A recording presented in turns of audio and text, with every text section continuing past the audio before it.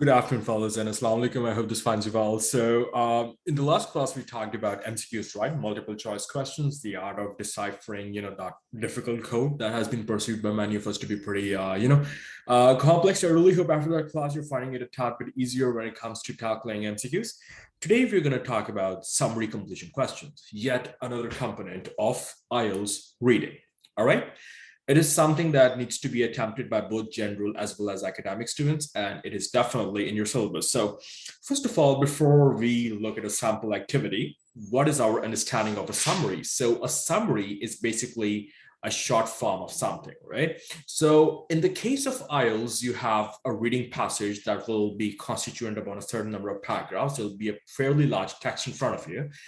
And what you have to do is basically they will summarize that whole passage into a short paragraph called the summary, and there will be like some fill in the blanks जो आप local जुबान में कह सकते हैं खाली जगह पर करें तो आप लोगों ने blanks को fill करना है, right? And you're going to get the answers from obviously the reading passage based on the technique, right? Make sure that you, go through the reading passage in depth, understand it properly, underline the keywords, and make short notes, right? The good thing about the fill in the blanks is that since it will be within that summary paragraph, right? So you'll be able to understand from where to pick which point, right? And obviously, like I said, it's very important to read the instructions carefully, underline the keywords in the summary, refer to that in the passage, and from there you can get your answer. Obviously, keeping in mind the fact that IELTS is all about paraphrasing and that the answers to these questions will come in chronological order. So you can definitely use that to your advantage, especially when you're trying to obtain your answers. So without further ado, I'll share my screen and we will discuss a sample text for the what you call summary completion questions. So in the meantime, fellas, I just want to say that if you're having any sort of queries, any sort of difficulties when it comes to your the understanding of this, please do not hesitate to share that with me. Okay. We have been receiving some fairly good amount of feedback in regards to that, so that is very applaudable. But we really hope that you continue to make your queries feel heard, and I hope that I can be in a position to dispense all your obligations. Thank you very much. So without further ado, this is a sample extract for summary completion questions. It's based on the title, The Tutorial Language Institute, New Zealand. And we'll first, it's not a very big passage, so it's just, 1 page at max. So we're just going to quickly read through it. Study English in a national university with students from many countries. 4-week blocks, 5 hours tuition each day, examination preparation, university entry with appropriate academic and English requirements. Choice of accommodation for all students, homestays with local families or in halls of residence with New Zealand students. Next paragraph. The Tutorial Language Institute is part of the University of Waikato in the city of Hamilton in New Zealand's North Island. Intensive English classes are taught in blocks of 4 weeks throughout the year, and students may enroll for as many blocks as they wish. Classes are for 5 hours each day, Monday to Friday, and include preparation for several international English language examinations. All the courses are taught by highly qualified English teachers, many of whom also teach on Language Institute graduate programs in second language teaching and applied linguistics. Classes are small, usually from 10 to 12 students, with a maximum number of 15, and normally contain a mix of students from a wide range of countries. Students who study English at the Language Institute become international members of the Waikato Students' Union. The option is available to move on to university study if students meet the English language and academic entry levels for their choice of program. The Language Institute provides student support, welfare, and activity services. Students are met at Auckland Airport on arrival, and accommodation is provided with local families or in university halls of residence with New Zealand students. Next paragraph. Always make sure that you pause once you move from one paragraph to the other, or within the case of the paragraph itself, please make sure that you pause at the commas, the full stops, the apostrophes, okay? So, next paragraph. Hamilton, one of New Zealand's fastest growing cities, is ideally located for a wide range of leisure and cultural activity. The Waikato River, the longest river in New Zealand, flows through the center of the city, providing a picturesque, P-R-C-T-U-R-E-S-Q-U-E, picturesque, that basically means beautiful, and park-like setting of riverside walks and gardens. The Waikato region is a diverse agricultural area, rich in historic sites, arts and crafts, hot springs, native forests, mountains, and rivers. Within easy reach is an unspoiled coastline, the wide and rugged West Coast beaches famous for surfing, and the more peaceful East Coast resorts are only a short drive from Hamilton. Further afield, as in further away, the mountains of the central North Island, 3 hours drive away, provide superb ski facilities in winter and hiking country in the summer. Next paragraph, the final one. The Language Institute Activities Coordinator can assist students to arrange any sport and leisure activities. Assistance is also available for ongoing travel arrangements for students. Students on a visitor visa or work permit may study for a maximum of 3 months. Courses of longer duration require a student permit, which is issued for the length of study only. All right, so this is our reading passage. And as you can see below, they have summarized that entire reading passage into a short paragraph that in the form of, that is basically called a summary, okay? So this is obviously the heading, the Tutorial Language Institute. Now, very important thing. Choose no more than 3 words and or a number. This is there's a tad bit complexity in the instruction. And obviously we got those instructions saying don't write more than 2 words, right? This is obviously a bit more difficult to interpret. So how do we understand this? Choose no more than 3 words and or a number. Fellas, what is the meaning of and? For example, I say that me and Mr. Nataraj will organize a press conference tomorrow. So the press conference will basically be organized by 2 personnel, me and Mr. Nataraj. The 2 people will, work together on this thing. But now let me give you this scenario. Either me, Hamza Nasser, or Mr. Manikanda Nataraj will be organizing a press conference. So this means only one of us will be doing it. So or means you pick one, and means both. Now, in the case of these instructions, when you have and or which are together, first you can focus on the or. So in the case of or, if you just, ignore and for a second, right? If you just look at or, so what I said, choose no more than 3 words or a number. So one possible, now just focusing on the or, one possible answer can be one that is expressed in the form of number. Now, if you look at the other side of or, choose no more than 3 words. No more than 3 words means 3 is the upper limit.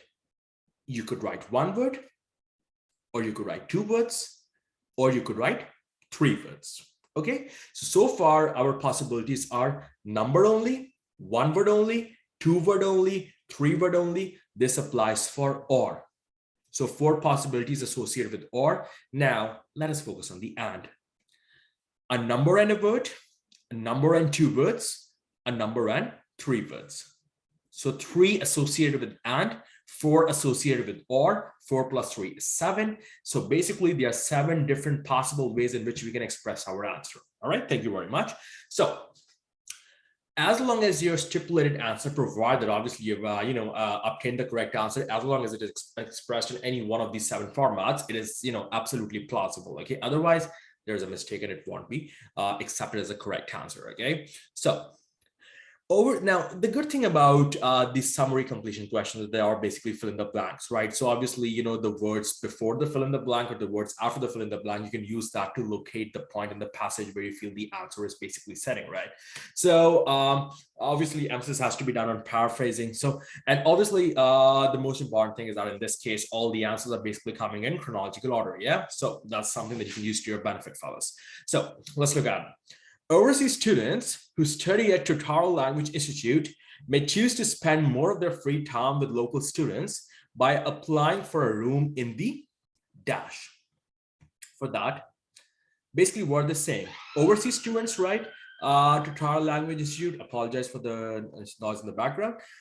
So we need to look for the words Tutorial Language Institute and overseas students who are spending their free time. Basically, we're talking about their accommodation options. They have said either with local students for a room in the dash, right? So homestay with local families or in, there you go, choice of accommodation for all students, homestay with local families or in halls of residence. All right. So the answer in the case of 20 will be halls of residence, HALLS, halls, OF of residence, RESIDENCE. These are 3 words, which is something that is perfectly allowed to us given the context of the instructions. So the answer for 20 will be halls of residence. Next up, places are available here even for students enrolled on the minimum length course of. right? In other words, what is the meaning of minimum length course? They're basically asking about what is the minimum duration of the course. 1 month, 1 year, 3 days. So is that something that is expressed over here? Exactly. 4-week blocks, as in each block runs for a maximum period of 4 weeks. That is the minimum length of the course. So the answer for 21 will be 4 weeks. Now, you can write 4 as in the word for, F-O-U-R, W-E-E-K-S. Make sure you write weeks as in plural. If you just write the singular form week, that will not be entertained because of the fact that 4 is more than 1, so that is multiple, so it needs to have a plural value associated with it. Now you can either write FOUR 4 weeks, or you can write the number 4, because in this case you can go for 2 words, you can go for a number and a word, because you have a wide range of options available at your disposal thanks to the nature of the instructions. Okay, but you have to make sure that you always focus on the instructions. Okay, because interpretation is absolutely the key in terms of attaining a good IELTS score, fellas. So class sizes for each course range from 10 to 12 students, and all the class teachers are dash. All the class teachers are, let's talk about it. Let's see. Let's try to locate this. Once again, it said that class size for each course range from 10 to 12 students, and all the class teachers are highly, right? Whatever they are, we're going to find that out, right? So if you look at this paragraph, right?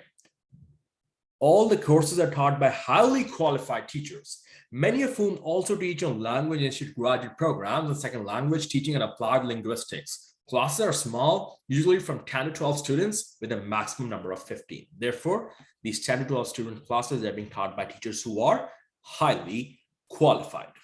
So HIGHLY, qualified, QUALIFIED, highly qualified. That is our answer for number 22. Many of them teach on graduate programs in areas such as applied linguistics. As a member of the Language Institute, you will automatically be able to join the dash. What is the dash? Let's talk about that.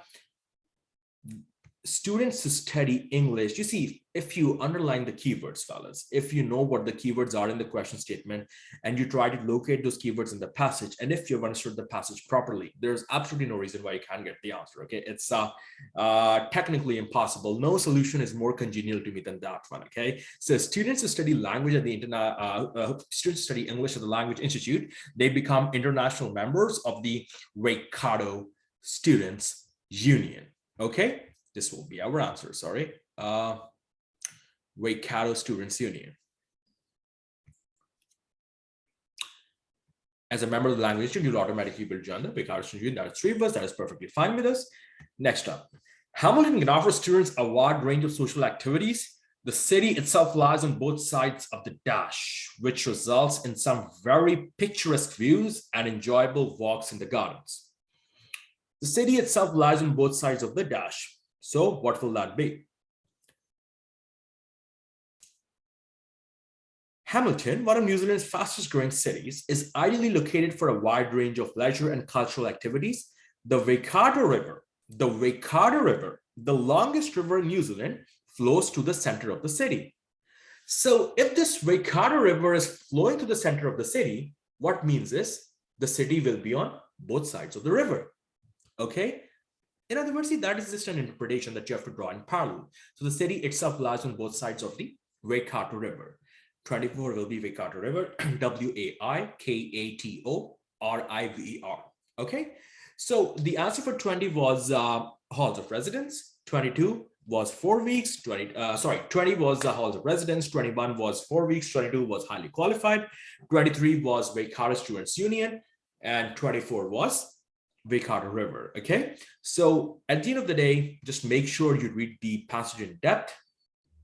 You underline the keywords, make the short notes, you refer to the heading and the subheadings, you pay a special amount of emphasis to the instructions, and you remember the fact that your answers come in chronological order in the case of summary completion questions, and there's absolutely, and provide that your grip or paraphrasing is good enough, there is absolutely no reason as to why you can't go your way to get a very good score in IELTS. Okay, so this pretty much sums up summary completion questions from our end. Now we will just look at the other order of the day, that is the 10 spellings along with the 5 words and idioms with meanings and sentences. Please make sure that these spellings, words, and idioms that fellas I'm giving, yeah, you jot it down daily. Make sure you get a register. If not, feel free to type it on your, on MS Word. Feel free to type it on your notepad, right? And make sure that before you sleep every night, right, or when you get up the next day, you just kindly, quickly, like, recall that stuff, okay? And you try to, imbibe it in your long-term conscience, because you see, knowledge without retention is absolutely pointless, right? I do not want to encourage a system of learning where you just memorize it for the exam, and afterwards, if someone asks you about it, you're totally, you're just like a sitting duck, right, with absolutely no idea what happened. So please make sure that even if not 100%, even if not 50%, even if not 20%, you apply at least 10% of what you're learning here in the long term, because the purpose of these sessions is not only to help you get a good score in IELTS, but also to kind of like prepare you for the broader life ahead. So please do make sure that you go through this stuff daily. Just, I would say it's better to jot it down, do the old school way, pen and paper. That will really, really help you. So without further ado, let us move on.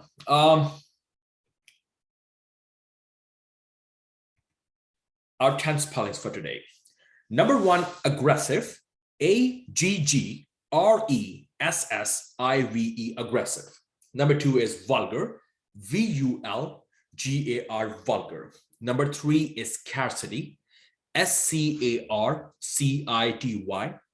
Number 4 is archaeologist, ARCHAEOLOGIST. Number 5 is ancestors, ANCESTORS. Number 6 is philanthropy, PHILANTHROPI. PY, my apologies. Number 7 is complications, COMPLICATION. Number 8 is extraction, EXTRACTION. Number 9 is procedure, PROCEDURE. Number 10 is environment, ENVIRONMENT, environment. All right. So if there's any meaning that you're not really, coming to grips with, please make sure that you find it out. That's obviously a fun activity for you. Next up, we look at the 5 words with meanings and sentences. Okay, so just let me zoom it in a tad bit. Hopefully it should be easily accessible to everyone now. All right, our first word for today is obstreperous. Okay, how do you pronounce it?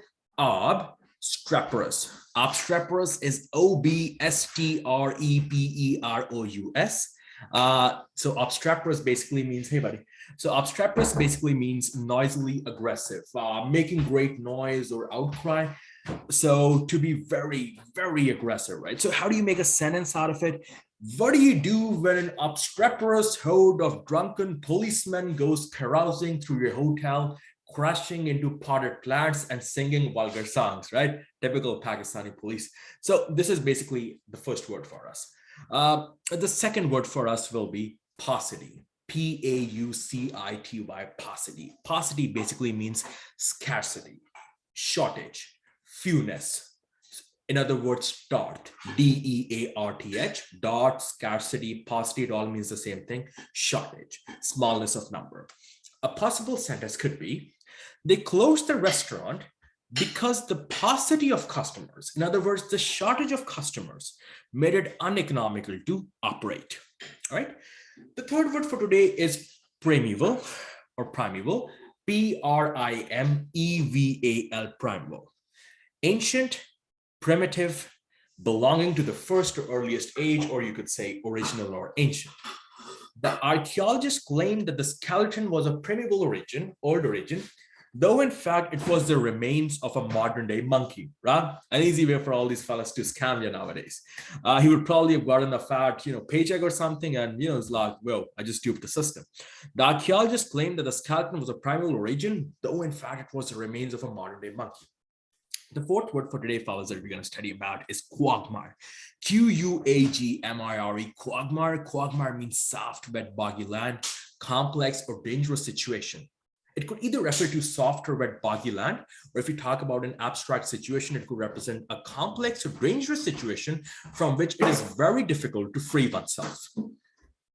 A sentence on that could be, up to her knees in mud, Myra wondered how on earth she was going to extricate herself from this quagmire.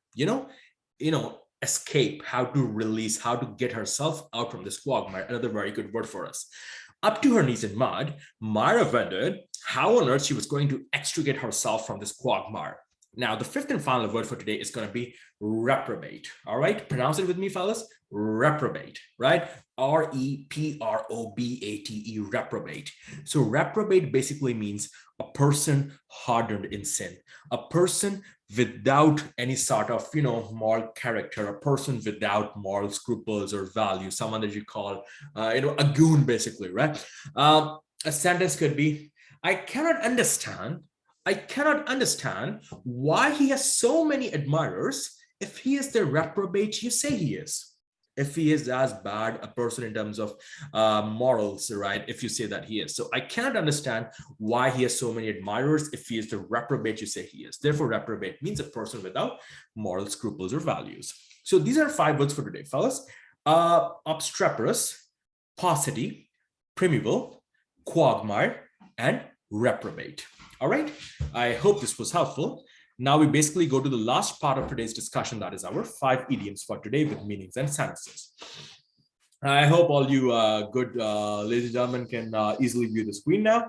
So our very first idiom for today is, number 1, make no bones about something. Make no bones about something. So it basically means, it's an idiom that means to say clearly what one feels or thinks about something. To say clearly what one feels or thinks about something. Jack made no bones about getting a hike in his salary. Jack went to the top management and said, look, fellas, today I'm not going to sugarcoat it. Today I'm not going to mince words, Rod. I'm not going to make any bones about getting a hike in my salary. In other words, I'm damn serious. I want you to give me a hike. Otherwise, it's my way or the highway, right? Number 2, break fresh or to break new ground. Either to break fresh or to break new ground. That is basically called recreation or creation or innovation, giving birth to something new, something special. It could be an idea, it could be a technology, it could be a movement, it could be a human right awareness topic, whatever, okay? So to break fresh or to break new ground means to do something that was not done before. It means to do something that was not done before. So for example, American scientists are breaking new grounds in robotics and cancer research. American scientists are breaking new grounds in robotics and cancer research, as in they're making fresh progress in that. They're making, new discoveries in these fields. The third idiom for today is in the same breath. In the same breath. In the same breath means to say 2 very different or contradictory things, right? So for example, you're saying roses are red, and then you say roses are green, right? So in the same breath means to say 2 very different or contradictory things. How can the manager praise his colleague and talk of his average performance in the same breath? How can the manager praise his colleague and talk of his average performance in the same breath, right? Number 4, take away your breath. Number 4, take away your breath. Take away your breath basically means when you are overwhelmed by something, when you're really, flabbergasted or astonished or surprised by something, right? Generally, it's in a good sense. So his diving catch at the crunch moment in the match took my breath away. His diving catch at the crunch moment in the match took my breath away, right? So that's the meaning of take away your breath. Number 5, sell like hot cakes. Sell like hot cakes, right? So hot cakes are generally very popular. People love them. They absolutely drool over them, and they sell very quickly, very fast at a very, what you call, rapid rate. So sell like hot cakes means something that sells very fast. So with this, a sentence could be, with more than 5,000 cars sold so far, the new model is selling like hot cakes. With more than 5,000 cars sold so far, the new model is selling like hot cakes. All right, so well, these are 5 idioms for today. Make no bones about something, break fresh or break new ground. Number 3 is in the same breath. Number 4 is take away your breath. And number 5, last but not the least, that is to sell like hot cakes, all right? So this is pretty much it as far as it's concerned from this week. Hopefully, the next reading session will feature soon. So please, fellas, keep liking and subscribing, right? And please make sure that you voice your suggestions. I obviously I'll be humbled to take suggestions and tips from you in regards to the sustainable improvement of my teaching courses, right? And hopefully see you all soon. All right. Thank you very much, fellas, and you have a lovely time. Bye bye.